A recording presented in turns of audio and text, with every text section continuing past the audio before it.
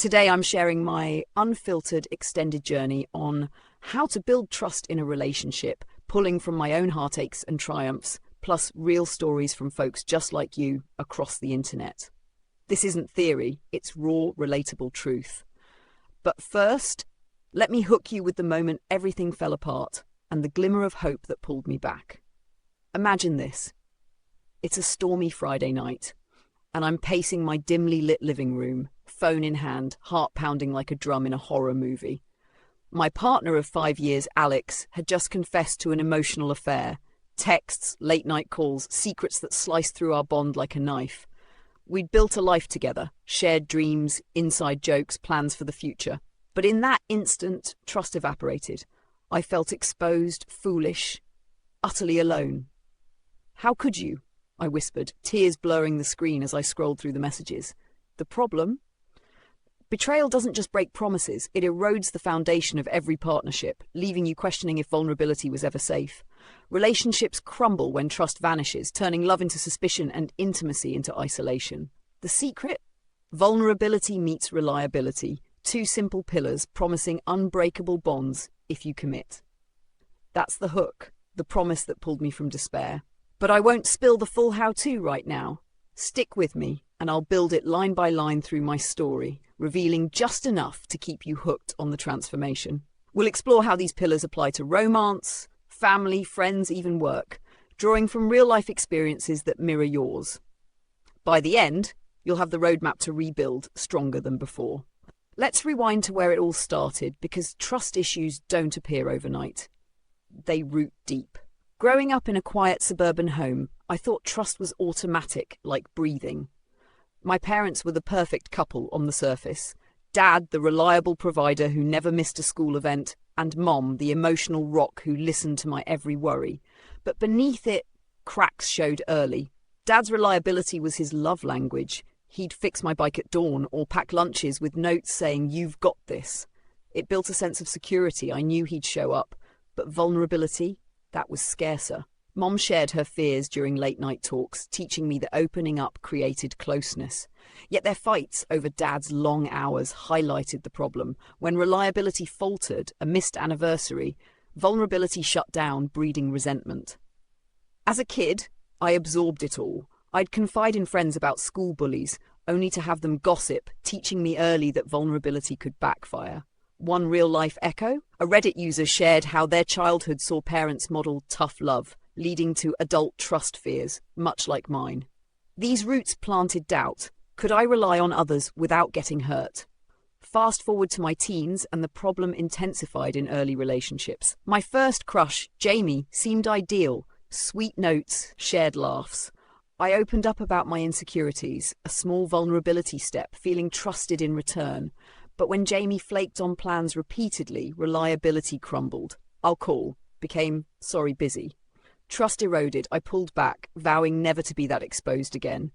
It mirrored countless stories online. One woman on Reddit described her teenage boyfriend's inconsistencies, turning her into a closed-off adult, struggling to believe promises. The solution glimmer? Start small. Share one fear. Test reliability with a simple follow-through. But I didn't know that yet. Instead, I carried the baggage into college, where friendships tested the limits. College was a whirlwind of new bonds, but trust issues reared their head like clockwork. I joined a sorority, eager for sisterhood. With my roommate Lisa, I built reliability through study dates. We showed up, notes in hand. Vulnerability crept in during heart-to-hearts about family pressures. It felt solid until she borrowed money and ghosted repayments. The betrayal stung. "I trusted you with my secrets. Why not this?"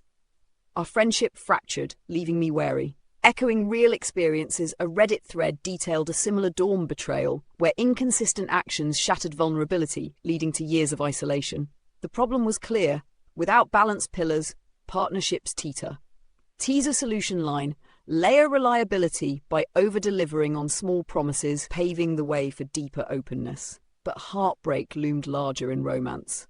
My first serious boyfriend, Ryan, promised the world. Late-night drives, whispered vulnerabilities about his dreams. I reciprocated, sharing my fears of abandonment. Reliability seemed there. He texted good mornings religiously. Yet, when exams hit, he vanished, prioritizing parties over us. Trust cracked, arguments escalated. "You said you'd be there!" I'd cry. We broke up and I swore off deep connections. Online, stories abound, like a couple on Reddit who rebuilt after similar flakiness by committing to daily check-ins, a reliability hack that restored faith. Little did I know this was priming me for the ultimate test. Post-college, entering my 20s, I met Alex, the one who'd shatter everything. We connected at a work happy hour, shared laughs, instant chemistry. Early on, trust built organically. I'd vulnerability share about career doubts. He'd respond with reliability, helping revise my resume without prompting. It felt unbreakable. Movie nights planned, vulnerabilities exchanged like treasures. We moved in together after a year, dreaming of marriage. But cracks appeared subtly. Alex's late nights at the office stretched longer, explanations vague. I pushed for openness, a vulnerability bid. "I feel distant, talk to me." He'd reassure, but actions lagged. No follow-through on couples therapy suggestions. The problem peaked that stormy night, the affair confession. It was emotional, not physical, he claimed, but trust? Obliterated. I felt foolish for opening up, unreliable in his secrecy. Like countless real stories, a Reddit survivor described D-Day Discovery Day, mirroring mine, raw pain, questioning everything. Hitting rock bottom, I moved out, therapy-bound. The solution promise? These pillars could rebuild, but only if applied step by step, starting with self-trust. Therapy unveiled the pillars. Vulnerability and reliability, as Brené Brown outlines in her Anatomy of Trust, where being open creates emotional safety and consistency cements it. But I teased it earlier. Now let's build line 1. Embrace vulnerability gradually, sharing one authentic emotion per conversation to test waters without overwhelm. Alone first, I journaled fears, rebuilding self-trust. Reconnecting with Alex? We tried couples counselling. Step 1. I shared a small vulnerability. "I'm scared you'll hurt me again." He listened. No defensiveness. Reliability line 2. Follow with consistent empathy. Respond without judgment every time. Alex nodded, promising transparency. Early wins. Daily vulnerability shares via texts, met with reliable replies. But full rebuild? It took time, as experts note, averaged 2 years for intimacy post-betrayal. Our story echoed a Reddit couple's. After infidelity, they used trust exercises like shared journals, vulnerability building block by block. Applying to marriage, yes, we reconciled after 6 months of work. The problem resurfaced during wedding planning. Stress amplified doubts. "Can I trust you with vows?" I wondered. Solution line 3. Use vulnerability to address triggers head-on. Name the fear, invite dialogue.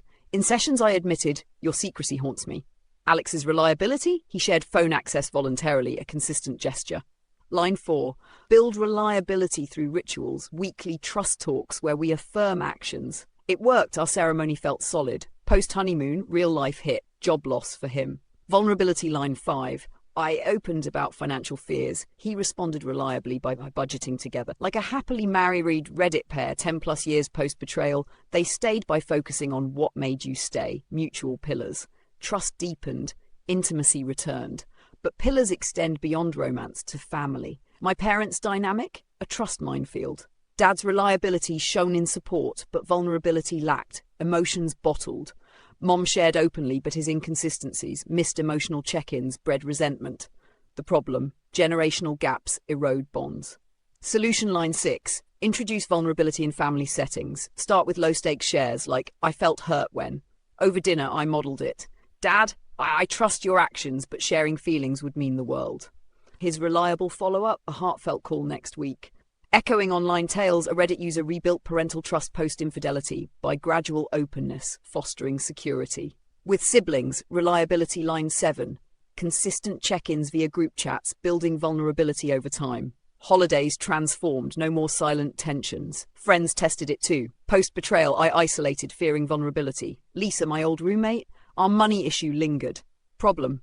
Past unreliability poisoned reconnection. Line 8, reinitiate with a vulnerable olive branch. I miss our talks. I was hurt before. Her reliable response? Apology and coffee meetup. We rebuilt through consistent hangs, sharing deeper now. A Reddit story mirrored. Friends regained trust via empathy exercises, turning acquaintances into confidants. Vulnerability line 9, admit flaws first, inviting reciprocity. Work partnerships? Crucial yet overlooked. In my marketing role, team trust faltered, missed deadlines, bred suspicion. Problem: professional unreliability kills collaboration. Solution line 10. Demonstrate vulnerability by owning mistakes. I dropped the ball. Here's why. Boss's reliability? Feedback loops. Like Daryl Stickles' insights on trust in teams, consistent actions foster vulnerability. Promotions followed. A co-worker post-project betrayal used similar steps per Reddit, rebuilding alliances. Challenges arose. Slips in reliability triggered old wounds. Line 11. When vulnerability backfires, recommit with boundaries. Alex once forgot a promise. I shared hurt vulnerably. He repaired reliably. Long term. Line 12. Track progress. Monthly reviews. Science backs it. Positive psychology shows vulnerability plus consistency boosts emotional security.